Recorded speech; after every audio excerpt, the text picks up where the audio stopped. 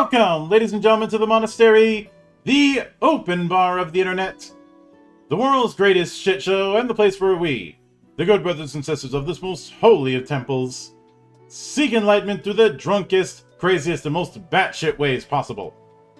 I am your one and only gaming monk, better known as Mildra, and with me I have a newcomer into the temple, coming to us from Arcanum Syndicate, and the developer of Demon Gate, better known as Rogue to some, the one and only Brandon Williams. How you doing today, man? Hey, doing good. Thank you for having me. Yeah, thank you for coming on and braving time zone and schedule hell throughout. But Indeed. so, it's tradition to start with the humble beginnings, in a sense. So, walk me through your first introduction to role-playing games and what made it stick.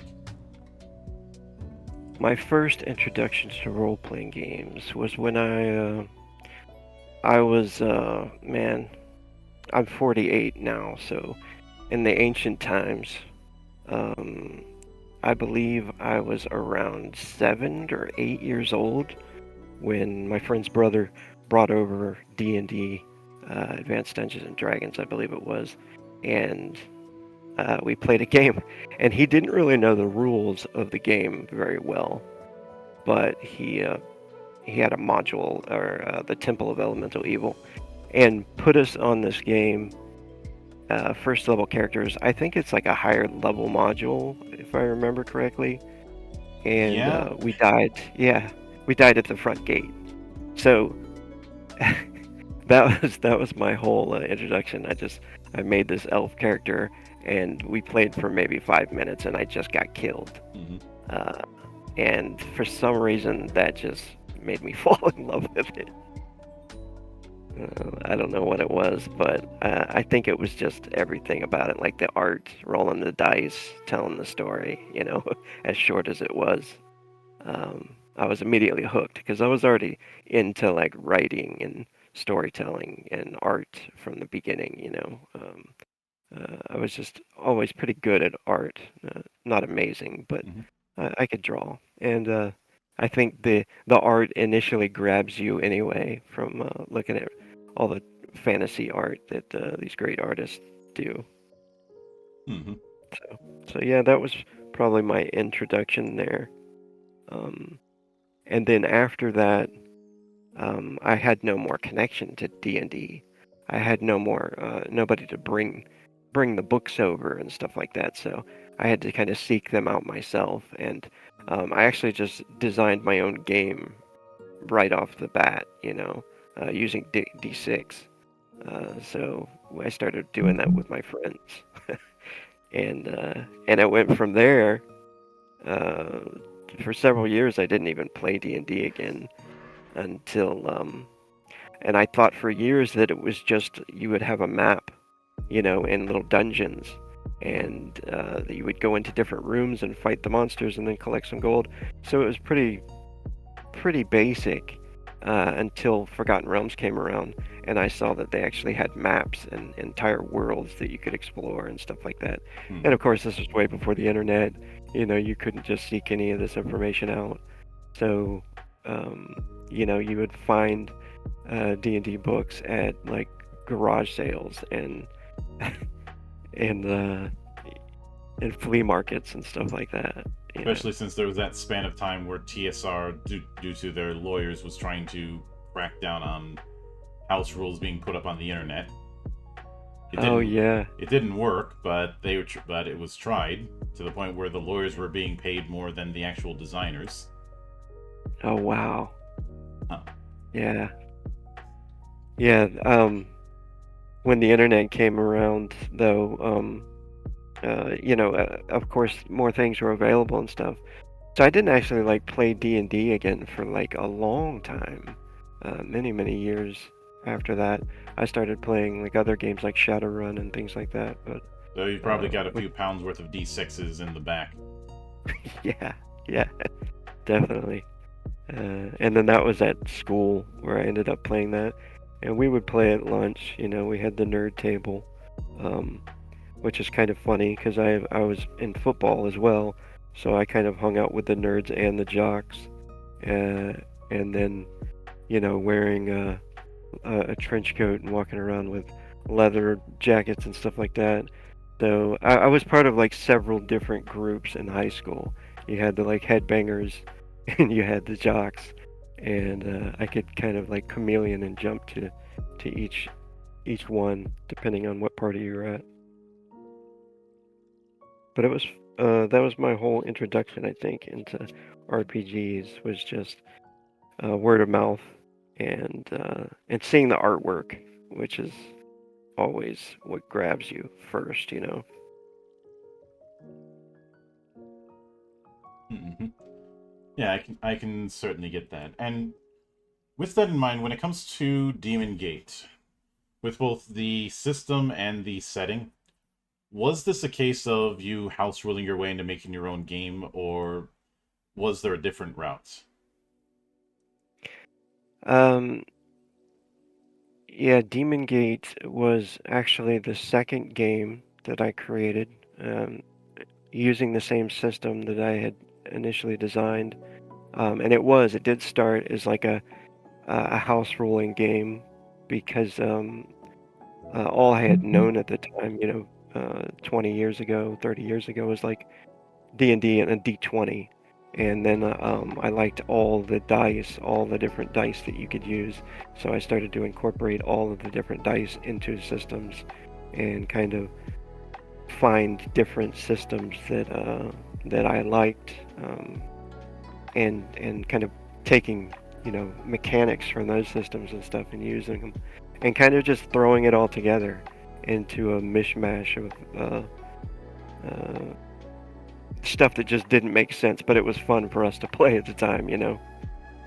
Um, so Demon Gate came about after I had created the Chaos system, and then I had a little bit more focus on what I was doing, and I kind of realized at the time when I ran the Kickstarter for Demon Gate that it was something that I wanted to do more of, was like to create these games, because I loved storytelling and I loved playing role-playing games.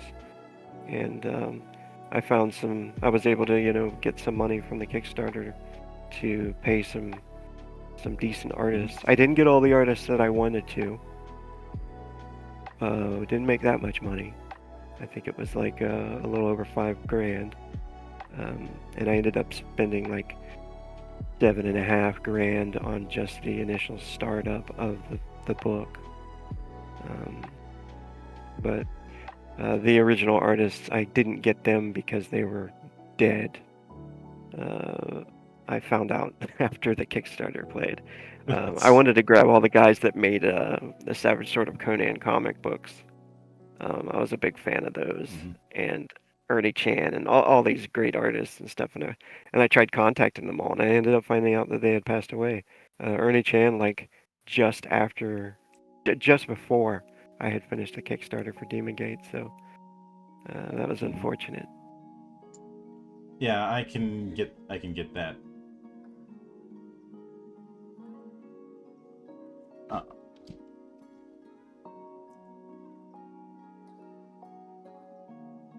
But I did get still some good artists to help out. The cover, of course, made by Adam Schmidt, who was a fan of my first game, the Chaos game, Chaos 6010. He played that with me, and it was when online was first starting to come out with VTTs, and it was an old VTT called like Monkey. Oh God, there's my memory failing me. Screen Monkey, that's what it was. Yeah, I Screen remember Monkey. Yeah, and that was like the first VTT that I had found, and he would play with me on there, and I think Phoenix actually played with me too. The guy that introduced me to you, or Enix. Yeah. So that was the early days, of when I started designing Demon Gate. Yeah. Well, I had already designed the game like many, many, many years when I was living in Japan. I had designed it because the first game I made was Chaos, and it was all futuristic based. But I still had this huge draw towards fantasy, and dark fantasy mostly, and it was like Demon Gate was there to kind of scratch that itch whenever you wanted to play fantasy, and then Chaos we would play whenever we wanted sci-fi and aliens and And futuristic stuff. fantasy is a wide net, and obviously so is sci-fi. And Yeah. you've leaned into apocalyptic dark fantasy with Demon Gate. You already mentioned the Savage Sword of Conan, which isn't the first or last time that's been brought up. I invoked it when I looked at the time, second edition of Hyperborea. Yeah. But what were some of the other things that would have filled in the Appendix N? Whether it be other games, whether it be books, whether it be film, whether it be TV, whether it be video games. What were some of those? What were some of the inspirations?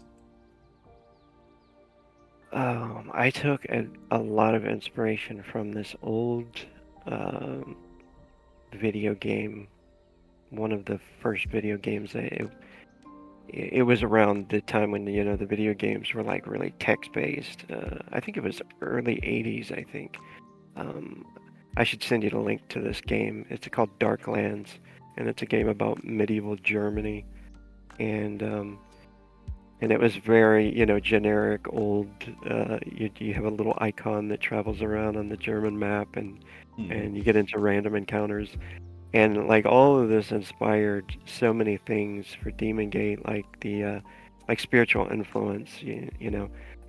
People pray to their gods and things like that, and I wanted that to be like an actual thing that you could get out of it. Like your god's not going to come down and do something and change something for you, of course, but like you would get something narratively that you could add to the game, like whether it's a bonus dice or just being able to re-roll a fumbled die or something, that you could actually roll your spiritual influence, and that whole idea, that concept came from that game Darklands, which was all about medieval Germany and saints and stuff like that of the time. If I recall, Darklands, which I'm assuming you were talking about the one Microprose put out in '92.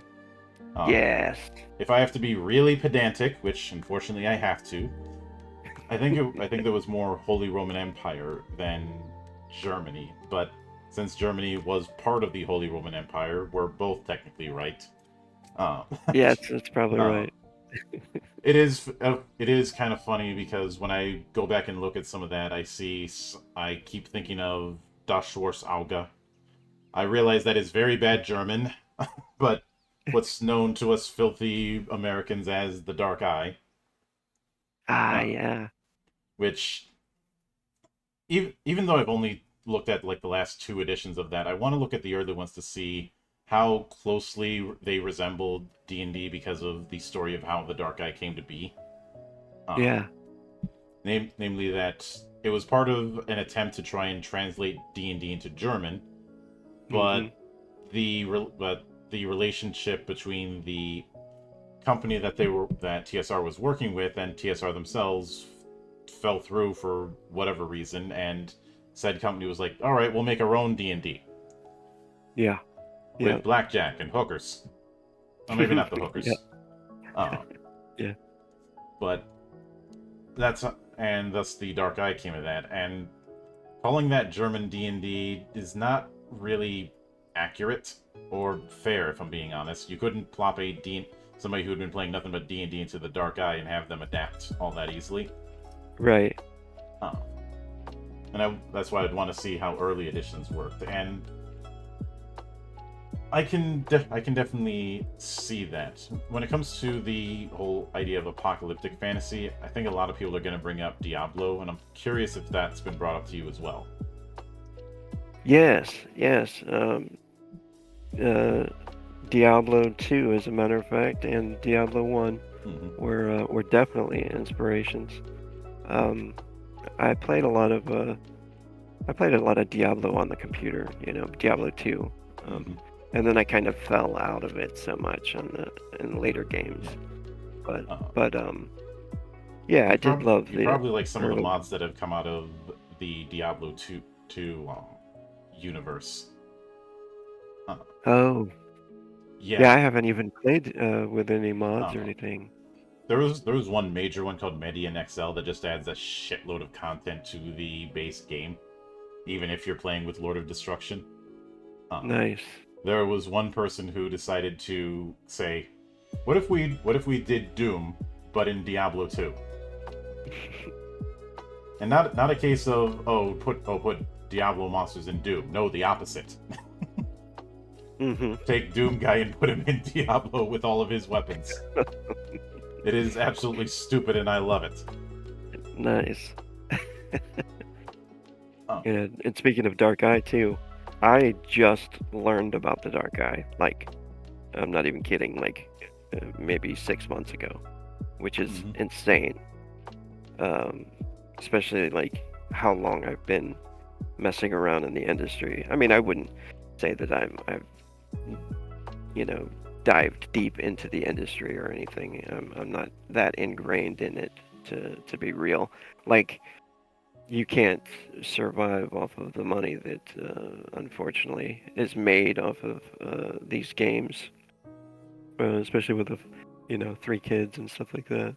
Unless you do your marketing really well and and you're able to like create a really exciting new game.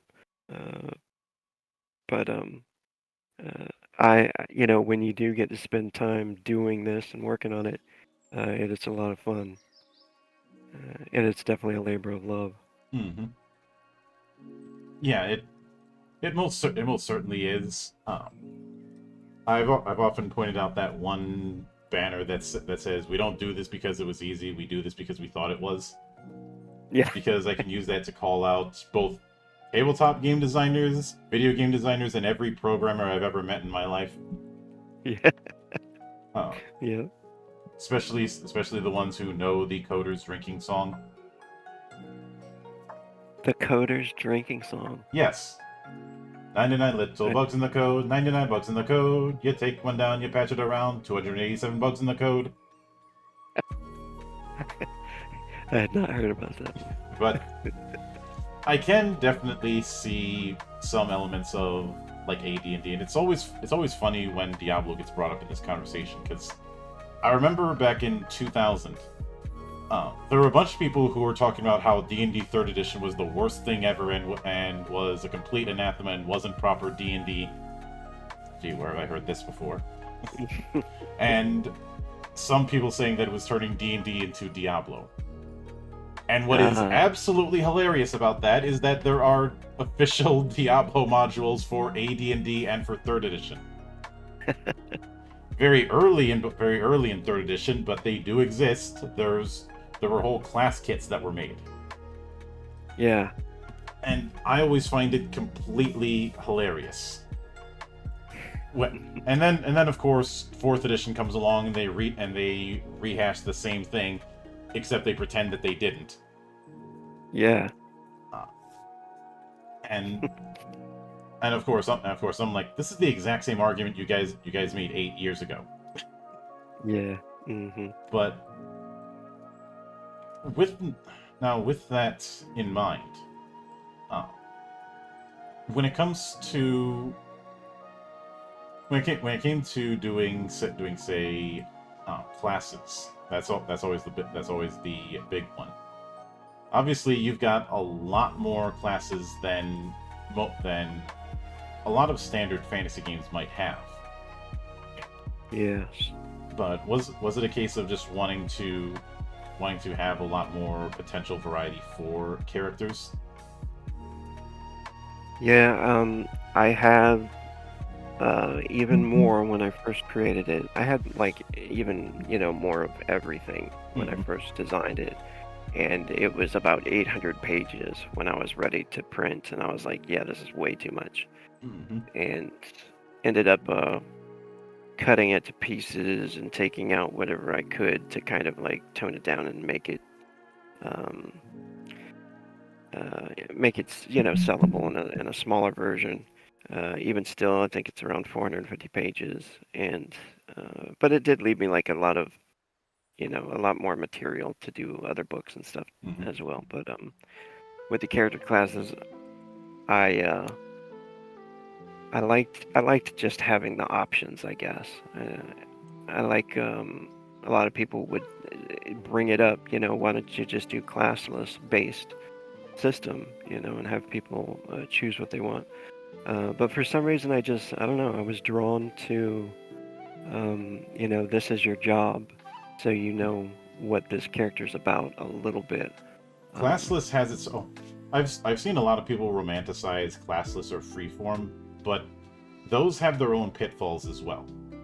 Yeah, Uh, Analysis paralysis usually rears its ugly head in those kind of situations, or you have something like Shadowrun it that claims up and down in theory that it is freeform classless.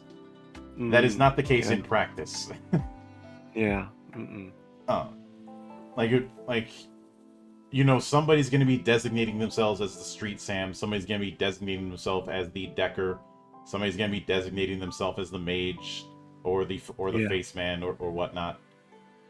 yeah, So yeah, exactly. it's a case of, is it classless technically, but in practice people end up falling into certain roles anyway, so you may as well call a spade a spade. Right. Yeah. And Yeah, that's exactly it. I've had a few GURPS stands do the whole spiel of, oh, you can use GURPS to run anything. Yeah, that's true, but you have to deal with a higher floor because of the sheer weight of options and how many traps there's going to be due to that sheer weight of options, with not a whole lot of direction on where to go. Yeah. Yeah. So I can understand doubling down on wanting to focus on a class, since it provides a bit of a direction that somebody can build their concept around. Yeah. Uh, Hmm. I know some people say classes are too limiting, but they're not really. Right. And I'd also go as far to say I think people should look at character classes like positions on a sports team. Yeah. Yeah. Uh, if a running back is not limited in what they can do in like a football game. There's a lot you can do with a running back, uh, especially once the chaos starts. But it's not Right. like they're a one-trick pony about it. Yeah, they're going to be good at running, but there's other stuff they're going to be doing too. Right. Exactly. Uh, Yeah.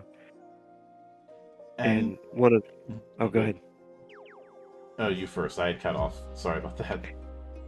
No, that's okay. I was just gonna say, yeah, like it was always like I wanted you to be able to have this job. What I've always thought it was a personal preference, whatever. But um, I liked classes better, and then it tells you what your job is and what they've trained in to Mhm. become as they've gotten older, and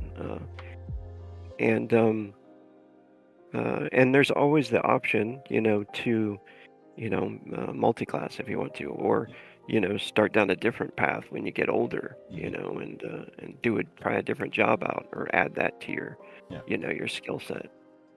So um And now, when it comes to the variety of jobs, a lot of them are pretty self-explanatory. There are a few that I'm curious what kind of angle, what kind of play style you wanted to build around, since there's a lot of potential angles one can take.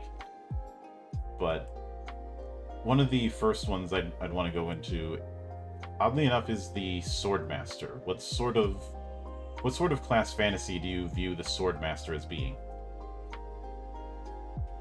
the Swordmaster was always kind of uh it was always kind of supposed to be that rapier wielding uh specialist, as far as like kind of making a dance out of it, Mm-hmm. out of the sword play. The character from Game of Thrones, that trains uh, The Water doing the Dancer. water dancing. Yeah, yeah, kind of. That's what I was kind of going for with the Swordmaster. Probably And Zorro and a bit of Errol Flynn as well. Right. Yeah. Yeah. I wanted the option to be there, and every time I played a swordmaster, I've died pretty quickly. Yeah. And so it's kind of funny to name a swordmaster, when you're second level and you're not very good at your job. Hmm. So it's kind of a funny name to give them, but with all the abilities combined, if you do eventually survive to a higher level, I think you could call yourself a swordmaster eventually. Yeah. And I think one of the other ones was the Mudai, which seems to be your Gish character. The ones Yeah, that are decent at fighting and decent at casting. And yeah, the big reason I wanted to focus on that one is the fantasy of Gish has been done in many games, but a lot of times it ends up being a worst of both worlds situation where they're not good enough at either fighting or casting to keep up because they yeah, don't have they're just a gimp version of the fighter or the mage in yeah, those games. yeah, Uh, yeah. It's that's exactly right though. The Mudai is a spell sword. Um, and I didn't want to limit them by just saying, all right, this is yours. You have a sword. You have to have your sword in this, to play this class, which isn't it at all, but they're kind of a jack of all trades when it comes to they're I would say they're the most difficult class to play correctly as far as like point spending your points. mhm. And I've noticed that some people that succeed really in playing them tend to focus more in one area a little more than spreading themselves out. Um, I've tried to play them like spreading myself thin, giving distributing points to all areas where you got your mana, you got your key, and then you got your your sword play or your melee work and stuff like that. And it can be detrimental to the character if you don't spend the points right and and know what you want out of it. But totally fun to play. Like if you wanted to play a Jedi type character, that's the closest you can get in Demon Gate. And Is the Mudai. and speaking of that, I want to talk a bit on the spell system because Mhm. unless I'm mistaken, and feel free to correct me if this isn't the case, but I don't think you are doing the uh, spells per day approach in the typical sense. Instead, it Yeah, seems that's more like true. spell paths built on different colors. Yeah, the each school is represented by a color, um, just to kind of give it a little flair, a little lore, I guess, behind it. Um, I think that was a concept that I took from Final Fantasy way back in the day, or something like that. Hmm. Some of the old Final Fantasy games, but I was about to say yeah, either that or Magic, like Magic the yeah, Gathering. yeah, Magic, yeah, yeah, Magic. I remember thinking about Magic the Gathering as well when I was creating the black mana, the swamp. Hmm. Uh, but yeah, the schools of magic are all magic is magic in this world, and if you can use it, you can use it, and you're not kind of uh, you're not kind of like stuck in one type of spells that you can use. Uh, I mean, you're better in some area depending on what class you play, and you specialize more in certain colors or schools of magic, depending on the class that you play. But yeah, you actually have to learn the spells through reading the books and downtime, and you learn magic that way, or you get taught by other mages and masters. You can get tutored. You can pay for being taught spells. Or if there's like a character that's in your group that's like higher level or they have the teaching skill, they can also train the other person. Um, in the spells, that they want to learn. The You have to have the skill sorcery to be able to use magic. Like, people in this world are like born with the power to use magic. Like, anybody can't just learn it. But there is a kind of way around that. If you want to multi-class later on, that's kind of like it's kind of written in as you're a late bloomer or something. You learned that you had this power all along. Kind of mana flows strongly through your body.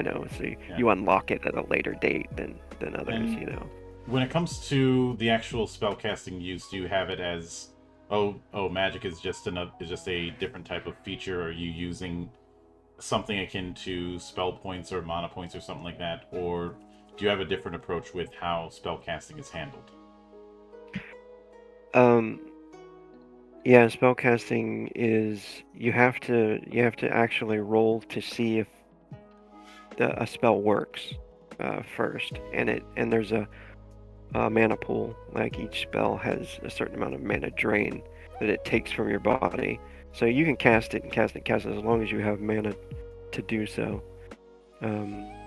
Which mana and ki and all that stuff are part of the part of your experience. You can spend that as well as like with your hit points. Those are all pools that you can spend your experience to kind of increase those areas as you wish. But yeah, using spells just takes from your mana. But every spell can be failed. Every spell can actually... Magic is very dangerous to mess with at all. Even if you're just trying a simple healing spell. There's ways to kind of concentrate and help you stop from failing. But in the heat of battle, you're throwing spells really fast, and it's very dangerous. Mistakes can happen, which is why there's the magic fumble table, which can create terrible things. But fun. Would you say would you say your approach to magic is more analogous to, say, the powerful but dangerous approach that you see in like Warhammer Fantasy? I would think so. I haven't played a lot of Warhammer Fantasy, but from what I've heard, I think it's very similar. Like, if they have magic fumble tables and like chaotic magic and stuff like that. Well, all magic is drawing on chaos, so that answers that. Yeah, you can, do, there's a big magic fumble table where you can do like as little as just extra drain to, having an aneurysm or opening a gate to another place and monsters pouring out, and demons and stuff. So it's kind of fun to... Everybody seems to get so excited when somebody fumbles their magic. Except for the caster. Oh yeah, I can get that, and of course the caster's not going to like it because they're the ones getting screwed over. But yeah. All the other players are like, yes. But I think another thing to point out is that instead of doing tiers of different types of actions, you have an action point system. That's usually on a rule of 2. Yeah, that's correct. Now, is it a case where most attacks are going to be 2 action points, or is it only the heavy attack, only like heavier weapons that are going to be 2 action points? There's many different options during attacks. Like the spells, if you're using magic, they cost a certain number of action points to cast them. Also, you have like the option of aiming or concentrating, which is an action point. Drawing a weapon is an action point. Doing a quick attack is an action point, and then doing heavy attacks is 2 action points. Yeah, and those deal double damage when you actually succeed on those. Also, you can take cover for action. Movement is not an action point at all, like in Pathfinder. I think Pathfinder, like, you have like 3 actions, and one of them is you can move. I do have a new rule that I'm putting into the new release where you can get extra movement by spending an action. But there's the action always a point... base amount of movement that you can just make for free. It sounds like. Right. That's right. Yeah, I can get that, and I do appreciate the inclusion of chi abilities as well, since a lot of time the idea of the monk is one that a lot of people want to do, but a lot of games don't really give it the care that it needs. Right. Yeah. Because you look at say the second edition monk, the one that was in Oriental Adventures. I don't even count that because that was just kit bashing the cleric and the thief into a class. There was a lot of that. Yeah. But the third edition monk was on the low tier because it became the poster boy for multiple ability dependency or MAD. But in other cases, you've had monks as quasi casters. That's been something that the 5e players have brought up. But Yeah. you have it at you, and that's also a problem that psychics end up having, of them just feeling like another type of caster. Right. Yeah. But it sounds like what you're doing, that's not exactly the case. If anything, a lot of the chi abilities aren't far removed from like Benders and Avatar. Yeah. Yeah. Actually, I've heard from thankfully from a lot of people that that you've done monks right, and I haven't played enough different games to like know what they mean by that, Mhm. but I'm happy to hear it because of course any good news about the system is of course I'm going to be happy about, but they said that uh, the monk, it was for a while really like OP over many of the other classes, and kind of had to like cut down some of the nerf them a bit just to level them out. Mhm. Because I mean, initially you start out with 3 action points with your unarmed attacks, so they're monsters in melee. If they can get there, they're like cannons, right? If they Glass can cannon. reach the target, yeah, if they can reach the target, their attacks are just supreme. Mhm. So yeah, you can get like different key abilities and unlock them and do like combos with like I'm gonna run up to this guy and like dragon strike, iron fist, tornado kick this guy, you know, and then you get to add an extra die of damage for all these new key abilities that you're throwing in, and of course they drain your key down every time you use those abilities. Mhm. So it's a lot of fun. There's like skills like battle chant where you can regain key during the fight if you want to spend an action uh, to do that, so that you can keep your key going. It works for mana as well. Um, but yeah, I have heard a lot of good things about the monk in the system. Mhm. And another book that I created called Beyond the Sea of Falling Skies is kind of like the Far East book, filled with more monk stuff and Mudai stuff, Mhm. more key abilities basically, and different martial arts styles and stuff. Specifically, like to the races, like elves and ogres, and they all have their own martial arts styles that they've created. Mhm. So yeah, the monk's a lot of fun, and some would say overpowered still.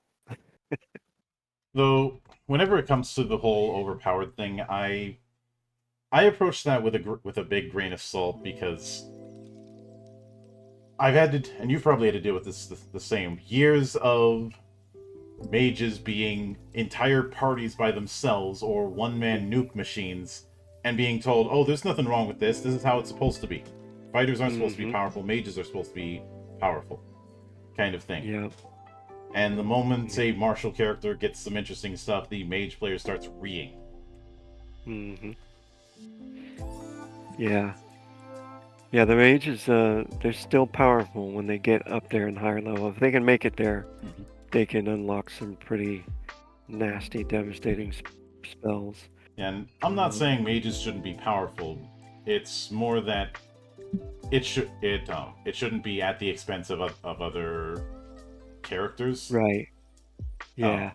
Right. in the same vein, I've never been a big fan of cases where the mage character is using spells that basically invalidate other characters. A big example I've used is knock. Oh yeah. Yeah. Which why need a thief around when the mage can cast knock and solve the problem? Right. Yeah. You've got a similar thing with teleport. Yeah. Like why do this whole arduous journey where you can just teleport to the dungeon? Yeah. Yeah. Definitely.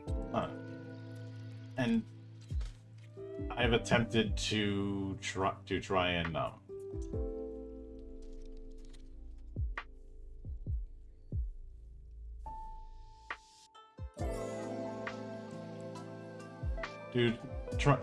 try and address that kind of thing. Yeah. For example, I think in one of my campaigns you could only teleport safely between certain lay points. If you tried to do otherwise, you'd have to be rolling to see if you either got there or got there at the wrong time or got there at the wrong everything. Yeah. Like you teleport to your destination, but it's 200 feet above it. Right. Yeah. Yeah. Or the whole, you try to teleport through a mountain, but you didn't get all the way, so you're not coming back. Yeah. Yeah, I like that. There's got to be that dangerous aspect of it, right? Where you don't just get it. Doesn't just happen all the time. Now, if you're traveling between the ley lines that I had set up, those you go through completely safely, no problems. Yeah. Yeah. That's funny. I talk about ley lines in the book too. Mm-hmm. As part of the lore. Or powerful, ritualistic sites where portals can actually be created. It just can't happen anywhere. Mm-hmm. Yeah. But within that, I think one of the other things I saw is you instead of doing the typical modifier when it comes to attributes, you have it on a step dice system, somewhat akin to Earthdawn or 1817. Yeah. What was the inspiration to do that? The dice step system was actually inspired by Earthdawn. So I was closer to the mark than I thought. Yeah. That was it was a game I played. It was probably in my 20s, I think, and I was living in Japan at the time. And Japan has a very dedicated Earthdawn fan base, I've learned. Yeah.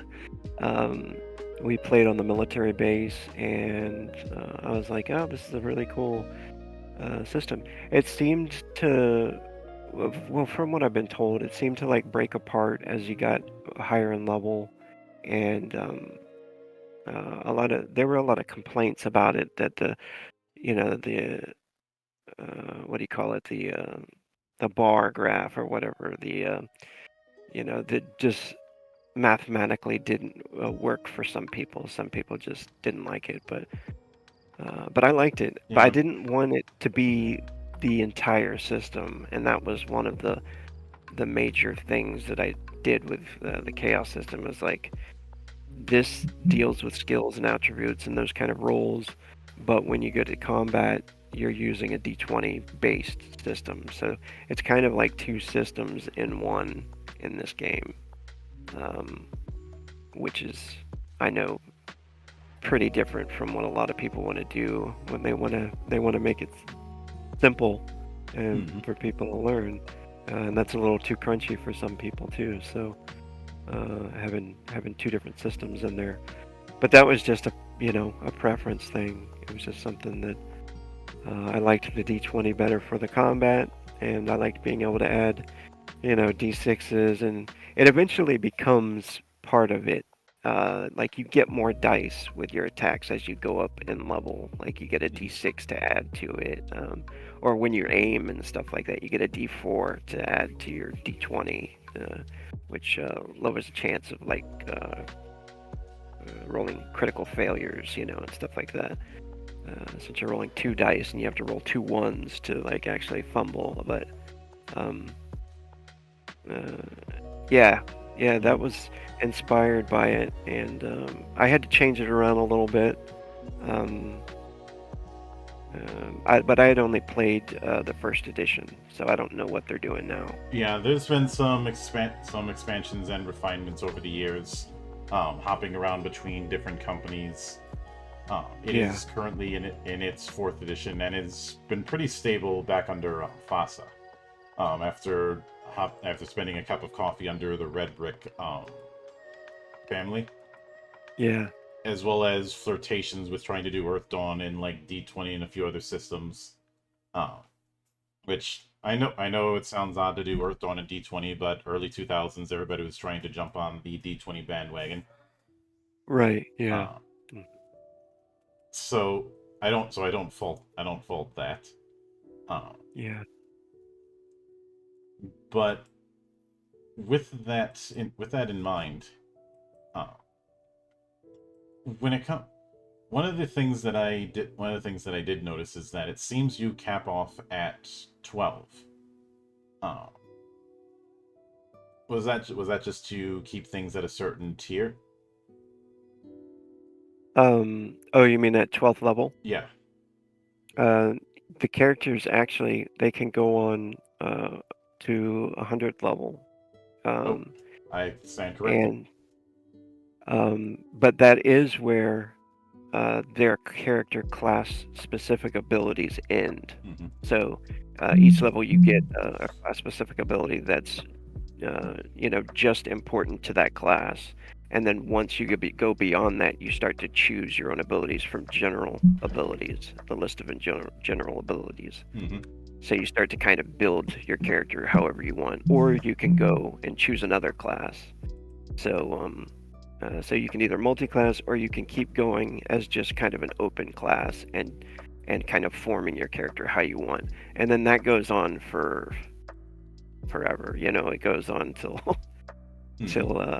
it was originally designed just to kind of be an endless game, and it was play tested to we did a 5-year campaign once that play tested at double XP to like level 86, I think was the highest one, and it worked out, and it just it didn't fall apart, and it was just epic fun. I mean, these characters were like gods, jumping around, like flying and blowing up buildings, and with their spells and stuff. So it came to be a lot of fun. Mm-hmm. And it was always kind of just designed like that because you just sometimes when you're playing with friends and you get into a campaign and you keep going and you want to keep playing for years, and that's what we did. So it was kind of designed that way, Mm-hmm.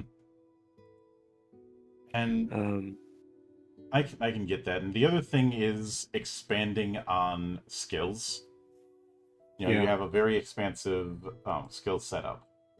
Some of them being skills of different categories, and that's it's always appreciated when that happens because of the fact that so many just have like one big ass skill that they just slop on the table and then you have to fix it. Yeah. What prompted this sort of skill categorization that you have? I took inspiration from I think it was Palladium games. That's the case. You managed to avoid the trap that Palladium has. I should mention in full clarity, Palladium has been my whipping boy for most of my life. Yeah. Mostly because of how their books are organized. Yep. Like GURPS and all that, like you were saying before. There's a lot. Rifts is there. I think you're thinking of Rifts, not GURPS. Oh yeah. Yeah, the navigation, bad navigation is the one thing that will get any book, no matter how good it is, on my shit list. Yeah. And Siembeta seems to have bad navigation as the rock that which he will build his church on. Yeah. Yeah. Um, so that was something that I kind of liked, was a lot of skills, and Mhm. then I didn't like a lot of skills, and then it was like, a juggling act. And so I was like back and forth on this so many times that eventually I kind of cut some skills out, and it came down to, just what I preferred, where you have uh, there's still one that gets me, like stealth and concealment is an example I have here. Mhm. Where you do, as a thief or an assassin, you do sometimes have to roll both of those skills, concealment to hide and stealth to be quiet, Yeah. in certain situations. Um, which can be aggravating for people, like, why don't you just use stealth? You know what I mean? Um, but certain situations I had always came up with, like, they call for being able to, disappear and be quiet at the same time. Because once you get to this person, you're going to devastate them if they don't notice you with their perception check.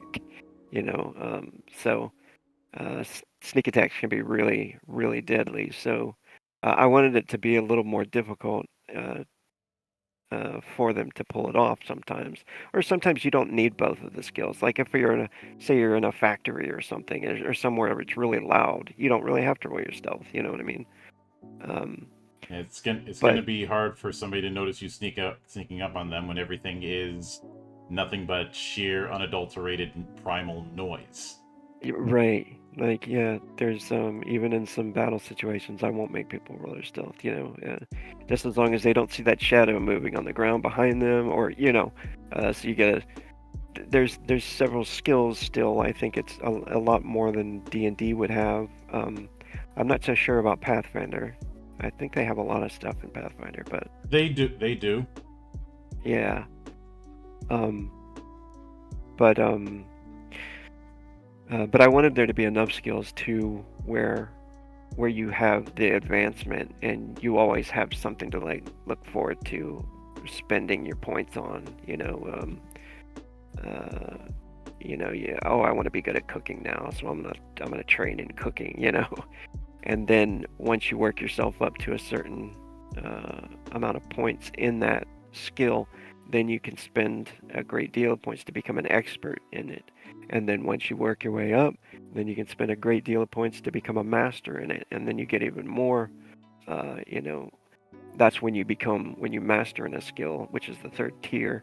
You become a master in it, and which is basically an engineer. You can design your own types of weapons, or your arm. If you're an armor master in armor, you can design your own types of armor. You don't have to just stick with what's in the book. Mhm. You can create your own things. And that's what I kind of always wanted to be. I always wanted to like inspire creativity, and for people, I've always loved that when they come up with their own stuff, and and I always thought that kind of helped, people create more. Mhm. Yeah, I can certainly get that. Now, with with that in mind, uh, when it com- when it comes to when it comes to when it comes to making monsters, did you want to lean into having a set list of monsters or more of a creation system? Um, in the core book, I would have had more monsters if I had more space, I think. Um, but I do also, like I was saying with the skills, I love people creating their own types of creatures. Hmm. But it was never really like, I think, meant for that to happen. Um, but I wanted that option to be available. So, there's tables and stuff for like, designing your own spirits and demons and stuff like that.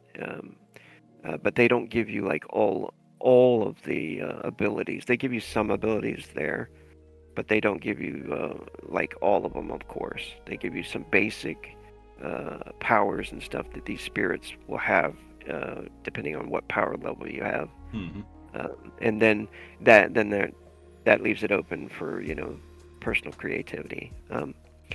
But I was always planning on making another book, of course, like monster manuals. Like I'm almost finished designing the last book in the series that was attached to the Kickstarter, which is called the Demon Hunter's Guide, Mm-hmm. and it's about 400 pages, and was never meant to be that big because I have a problem with scope creep. But Everybody does. yeah, yeah, it was meant to be like a 60-page like splat book, it's like, here, this is attached to the the Kickstarter, and we made that goal. It was only like $200, that was reserved for creating it. So I really went a little crazy with that book, but it's filled with demons and monsters and all the bad guys. I've been releasing them in my Patreon. Every month, I'll release like a monster and a small adventure that people can buy, but eventually, hopefully soon, within this year, I want to release the Demon Hunter's Guide and just have a lot of cool monsters for people to use. Mm-hmm. I have taken a lot of inspiration from, of course, all of the stuff, Diablo and Pathfinder 2. I like their bestiaries. Yeah, I like bestiaries as well, but I do. But no matter how many monsters you put into a bestiary, I think it's going to be a case of it's eventually not going to be enough for a given table, or a lot of them aren't going to get used at all just because it doesn't fit the vibe. So Right. it's best to have some kind of bone thrown for people to work with, because That eventually there's going to be ones that ideas that fall through the cracks that aren't really supported by existing monsters. right. And That's totally true. in games like D&D or Pathfinder or the like, the response that the designers have is to push you off of the high dive into the deep end and say, swim, damn it. Yeah. Okay, now drown less. And Yeah. that's the guidance that you get. Yeah. There's a chapter actually in the Demon Hunter's Guide, which is all about necromancy and creating your own undead and demons and monsters, and that's what I like had in mind too, because you want people to be able to design their own stuff, and just like you're saying, there's always a situation that comes up where, man, I want something with wings that can fly, but I don't want it to be an imp again. I want something like maybe a worm. Let's just create one called the bloodworm. The winged bloodworm or something, and you want to just make this monster on the fly. So I did create tables and stuff in the Demon Hunter's Guide for that. As well, I wanted to make necromancy more fun and just have like a point system where, you have this many points where you can create your undead creatures. So, you visualize the necromancer in there like digging up bodies and taking arms and wings off creatures and kind of making an amalgamation of some horrible monster. And So life essentially, Victor Frankenstein if he didn't stop. Yeah, exactly. So there's that chapter in there about that, and I hope that's helpful to people. Yeah. Although, something that a lot of people forget when it comes to the whole necromancy concept is originally necromancy was just the form of divination. Just divination tied to the dead. Reading intestines and stuff like that, yeah. Mm-hmm. Sometimes talking to the dead, and worst case scenario, the dead talk back. Yeah. Yep. But yeah, it's funny. As in my research, I was thinking about that a couple months ago, actually. Like doing the research of divination and and seeing necromancy under the huge list of divination that were from reading like fire to reading smoke trails to reading the way bees, fly, to intestines and stuff. Like that necromancy was just a part of the divination. That's totally Mhm. true. And I had wondered like really how did it come to be, you know, creating an army of zombies that follow you around. Yeah. But with that said, what do you have planned for the future when it comes to either Demon Gate or Chaos? After the Demon Hunter's Guide, I hope to do the next Kickstarter, which is going to be Chaos Omniverse, which will be kind of the second addition to the system, I guess. There's been a lot of changes, a lot of changes that I like. Um, so so there'll be that. Of course, there's so many other books like the Mysticium that I want to design. The Mysticium is just going to be another book based on magic in the Demon Gate universe. Um, and uh, there's actually a lot of projects that I'm just so excited about. After the Flesh is going to be another book where it talks about alternate realms in Demon Gate. Like you can go to heaven and hell and purgatory, and like even play your characters in those realms after they die. So that's After the Flesh. Uh, I've got Edge of Decay, which is another system that I see in the distant future, Mhm. which is it's like the year 2272, and it's based. A lot of people don't like to muck up uh, their cyberpunk with like magic and aliens and stuff like that. Until To they them, do. I've right, always right, I've always found that kind of thing a bit silly. Like how right. people say you shouldn't be mixing fantasy and SF until it happens, and then they Hmm. pretend that it was a perfectly fine thing to do, and I'm like, you didn't keep that energy earlier. Yeah, yeah, yeah. Edge of Decay is like a system like for that. So that one's kind of like on hold, and like I played it a few times with people. Where you only have it's really basic. You really got like the Terran, Colonials, Fringers, and Synths. Hmm. Are the different people you can play.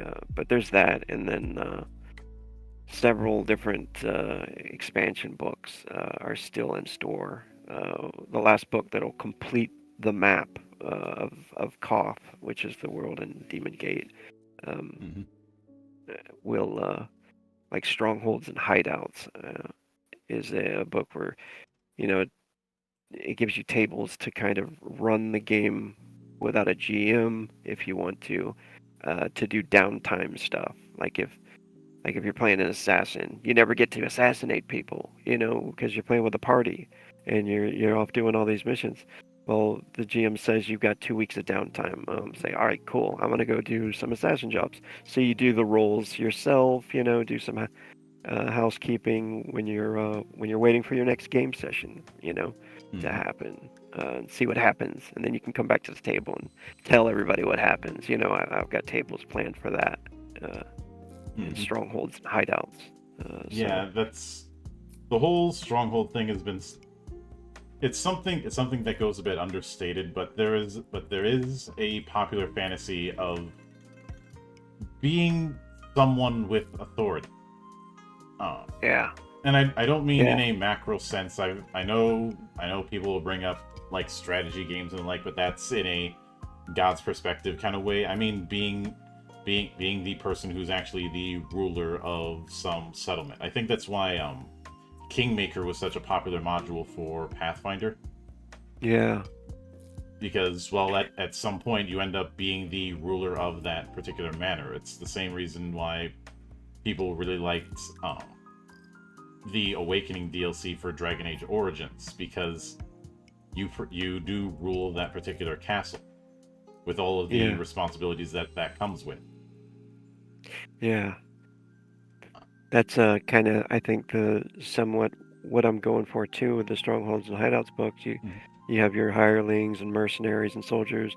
Once you eventually get powerful enough, you'll probably have a lot of coin. So you want to buy build businesses and and eventually end up owning your own if you want to go that way. So that book, I've only written a few chapters of it, but I've had the tables and stuff for years because we have done that, and and you don't really want your role playing sessions to turn into like Civilization, No. but you still want to be able to role play and stuff and have that on the side. So those tables and stuff are all there to kind of do your upkeep, roll a random encounter, see if anything happened with your civilization, and then move on to your adventure, whatever else you wanted to do, or role play, being a leader, however you want to, Hmm. however you want to do that. Yeah, So I can get that. yeah, So, with that said, I'll certainly be looking forward to seeing how that develops. But I do want to give my sincere thanks to you for taking the time out of your schedule to come all the way to my temple and enjoy the madness that happens around here. oh, thank you so much for having me. And anytime you see fit to return, the door is always open. As I often say around here, drinking is not mandatory, but it is encouraged. Huzzah! And, of course, a sincere thanks goes out to everyone who took the time out of their schedule to come onto the show and enjoy the madness. And there will be plenty more where that comes from, as there always is here, on the open bar of the internet. But until then, on behalf of the good brothers present and not present, my name is Mildra. I am your gaming monk. Stay fucking frosty, everybody.